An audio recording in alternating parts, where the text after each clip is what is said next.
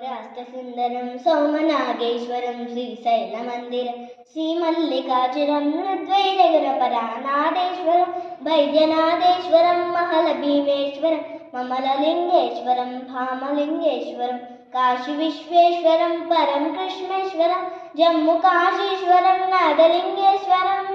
श्रीकेदारलिङ्गेश्वरम् आदिलिङ्गात्मकं ज्योतिलिङ्गात्मकं वायुलिङ्गात्मकं आत्मलिङ्गात्मकं अखिललिङ्गात्मकं अग्निहोमात्मकम्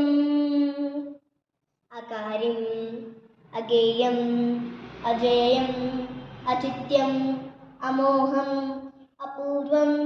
अनन्तम् अखण्डम् अकार्यम् अगेयम् अजेयम् अचित्यम् अमोहम् अपूर्वम् अनन्तम् अखण्डम् धर्मक्षलक्षेत्रवरपरं ज्योतिं धर्मक्षलक्षेत्रवरपरं ज्योतिं धर्मक्षलक्षेत्रवरपरं ज्योतिम् ॐ